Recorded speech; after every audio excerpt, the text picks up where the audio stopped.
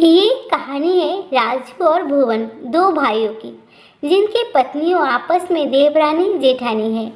उनमें बिल्कुल भी नहीं बनती। राजू भुवन का छोटा भाई है, जो एक ही घर पे एक साथ रहते हैं, लेकिन दुनिया वालों की नज़र में पर दोनों का रहना बिल्कुल अलग अलग था। सिर्फ वो एक घर में इसलिए रहते थे ताकि समाज में वो दिखा सके कि वो बहुत अच्छे परिवार है। राजू जो छोटा था वो घर की ऊपरी मंजिल में रहता था। एक दिन राजू के बच्चे छत पर फुटबॉल खेल रहे थे तो नीचे बहुत तेज आवाज़ आ रही थी। वही जेठानी के बच्चे का एग्ज़ाम था जो नीचे पढ़ाई कर रहे थे। तो जेठानी बोली, ऊपर इतनी तेज फुटबॉल मत खेलो, नीचे पढ़ाई में डिस्टर्ब हो रहा है। ये सब सुनकर देवरानी को लड़ने को मौका मिल गया था। उसने बोला, अब क्या तुम ये चाहती हो मेरे बच्चे फुटबॉल भी ना खेले? तुम्हें मेरे बच्चों से इतनी ज़्यादा चीड़ किस बात की है? ऐसा बोलकर वो ऊपर चली जाती है और शाम को जैसे ही राजू घर आता है तो उसको बड़ा चढ़ा कर सारी बातें बताती है। जेठानी जी हमारे बच्चों को खेलने नहीं देती, जब भी बच्चे खेलते हैं उनको डांटती है। ऐसी बातें करके राजू के कान भर देती है। अब राजू जो अभी थका हारा अपने घर आया था और बिजनेस भी कुछ खास नहीं चल रहा था, उसका दिमाग वैसे ही गर्म था और गर्म हो जाता है तो वो नीचे जाकर अपने भाई को खड़ी खोटी सुनाकर आता है और बोलता है, क्या तुम मेरे बच्चे को खेलने भी नहीं देना चाहते हो? इतनी ज़्यादा तुम्हें चीड़ किस बात की है? भुवन राजू को बचपन से ही बहुत प्यार करता था, अपने छोटे बच्चों की तरह उसको पाला था और उसको गड्डू कह कर बुलाता था। राजू की बातें सुनकर भुवन बोला, गड्डू तुझे कोई गलतफहमी ही हो रही है, ऐसा कुछ नहीं है मेरे भाई। लेकिन गड्डू कहाँ मानने वाला था, उसके तो कान भरे दिए थे। उसने भुवन को उल्टा सीधा बोला और ऊपर चला गया। अब ऐसे ही घर में रात दिन किसी न किसी बात पर देवरानी और जेठानी में कलश होता ही रहता था। देवरानी जो अपने आप को थोड़ा सा जेठानी से बढ़कर मानती थी, वो सोचती थी कि मैं कुछ ज़्यादा पढ़ी लिखी हूँ और होशियार हूँ। इस बात का उसको घमंड था। एक दिन देवरानी छत पर कपड़े इस तरीके से डालती है कि जेठानी का आंगन पूरा गीला हो जाता है और उसमें कई बार बच्चे फिसल कर गिर जाते हैं और उनको चोट भी लग जाती है। जब जेठानी बोलती है कि इन कपड़ों को कहीं और डाल दो, यहाँ नीचे पानी हो रहा है और बच्चे गिर रहे हैं, तो ये सब बातें सुनकर देवरानी लड़ने को आती है और बोलती है कि अब हम कपड़े भी नहीं सुखा सकते इस घर में। तुम मेरी सास बनने की कोशिश मत करो। इस तरीके से दिन रात उनके घर में कलेश होता ही रहता था। दिन भर की ये सब बातें देवरानी अपने पति राजू को बताती है और फिर राजू ये सब बातें सुनकर बोलता है, मुझे लगता नहीं इतना सब कुछ ये लोग कर रहे होंगे जितना तुम मुझे बता रही हो। बबीता जो राजू की पत्नी है वो कहती है, तुम्हें मुझ पर यकीन नहीं है? और बबीता रोने लगती है। तो राजू कहता है, ठीक है, अब मैं इन लोगों की हरकतों पर नज़र रखूँगा। तो वो घर के आंगन में सीसीटीवी कैमरा लगा देता है और बबीता से बोलता है, देखो अब मैंने सीसीटीवी कैमरा लगा दिया है, अब ये लोग जो भी करेंगे मुझे मेरे मोबाइल पर दिखता रहेगा और अब तुम्हें मुझे कुछ बताने की ज़रूरत नहीं है। इन लोगों की हरकतों को मैं मोबाइल पर ही देख लूँगा। ऐसा बोलकर वो घर से चला जाता है। कुछ दिनों बाद जब राजू अपने काम के सिलसिले में बाहर गया होता है तो वो अपने मोबाइल पर अपने घर की गतिविधियों को चेक कर रहा होता है तो वो देखता है कि एक गाड़ी अचानक से उनके गेट पर रुकती है। आदमी दरवाज़ा खटखटाता है और राजू का भाई भुवन जो कि घर में होता है वो दरवाज़ा खोलता है। वो आदमी पूछता है, राजू का घर कौन सा है? तो राजू के बड़े भाई उससे बोलता है, राजू का घर यही है, तुम कौन हो और क्या काम है राजू से तुम्हें? वो लोग बोलते हैं हमें राजू चाहिए, हमें राजू से काम है। उसने इस गाड़ी का लोन जमा नहीं कर रखा है। अगर 4 दिन के अंदर लोन जमा नहीं करा तो हम उसको कोर्ट में लेकर जाएंगे और उसकी गाड़ी उठा कर ले जाएंगे।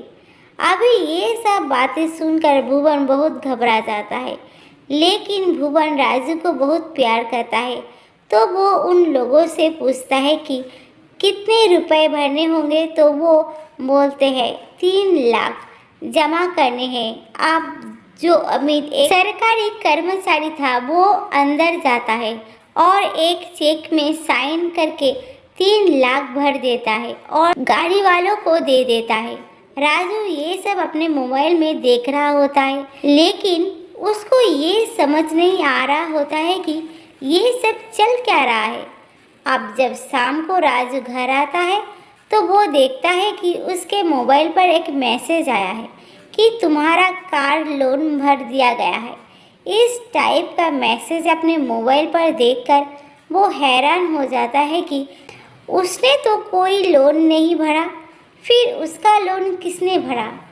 तो वो फिर अगले दिन लोन ऑफिस में फ़ोन करता है, तो वहाँ से पता चलता है कि वो लोन उसके बड़े भाई ने भर दिया है।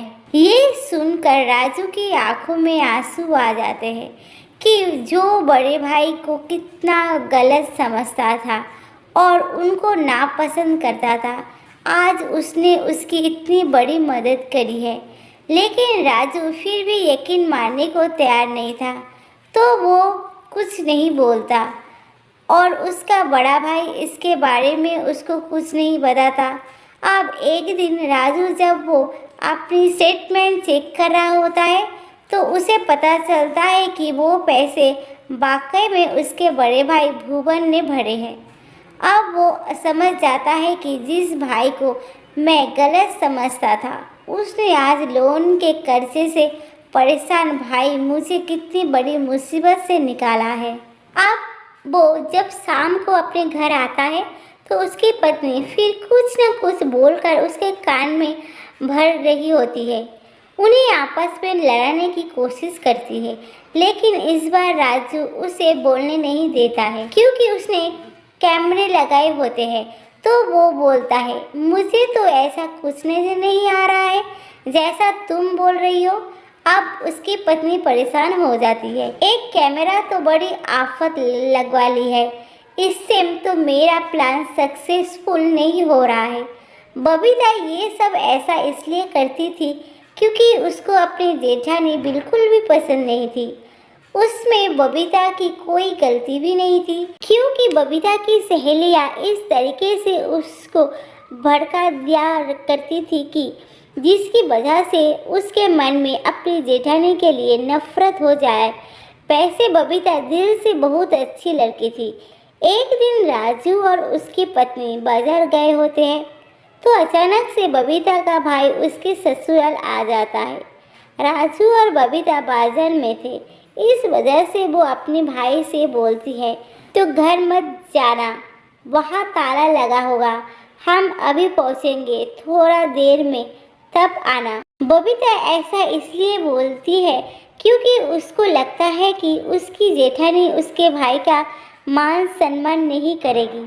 लेकिन जब उसका भाई उसे बताता है कि मैं तो घर में ही बैठा हूँ और मुझे तो काफ़ी टाइम हो गया है, इन लोगों ने तो चाय पकोड़े भी खिलाए हैं और थोड़ी देर में मेरे लिए खाना भी बन जाएगा, तुम आराम से आना, मेरी चिंता मत करो।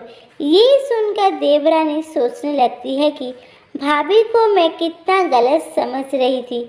आज मेरे मायके से मेरा भाई आया तो उन्होंने बिना सोचे समझे उसको इतना मान सम्मान दिया। ये सब सोचकर बबीता का मन थोड़ा भर आता है और उसकी सोच बदल जाती है। लेकिन अभी भी वो अपनी जेठानी से बात नहीं करती क्योंकि उसकी सहेलियाँ उसको भड़काने में लगी रहती है। इसी वजह से वो अपनी जेठानी को अच्छा नहीं मानती है। एक दिन वो जब बड़े भैया और भाभी घर में अपनी सालगिरह मना रहे होते हैं तो राजू का मन नहीं मानता और वो नीचे अपने भाई की सालगिरह के लिए चला जाता है और उसके बच्चे भी आ जाते हैं। लेकिन उतने में ही उसकी पत्नी बबीता चिल्लाते हुए आती है और बोलती है कि तुम मेरे पूछे बिना कैसे नीचे चले आए, क्यों गए इन लोगों के वहाँ। ये सुनकर राजू को गुस्सा आ जाता है और वो अपनी पत्नी पर हाथ उठाने वाली होती है कि तभी उसकी जेठानी बीच में आ जाती है और राजू से बोलती है, खबरदार अगर तुमने इस पर हाथ उठाया तो।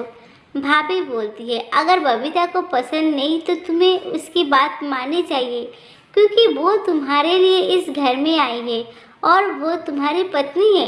पत्नी का साथ देना चाहिए। फिर कुछ देर बाद सबके सामने राजू अपनी पत्नी से बोलता है, तुमको पता भी है मैं कितने कर्ज में डूबा हुआ था और इन्होंने बिना बताए मेरी मदद करी, और जब तेरा भाई आया था तो तुझे लग रहा था कि मेरे भाई को कौन देखेगा, तब भी भाभी ने कितने अच्छे से तेरे भाई का मान सम्मान किया।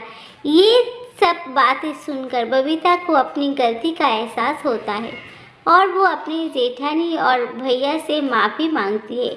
वही उसके बाद भुवन अपने भाई को प्यार से गड्डू बोलता है और दोनों गले मिल जाते हैं। वही दोनों देवरानी जेठानी एक दूसरे को कसम खाकर बोलते हैं कि अब हम दोनों बहनों की तरह इस घर में रहेंगे और पूरा परिवार हंसते खेलते हुए अपनी ज़िंदगी गुजरता है।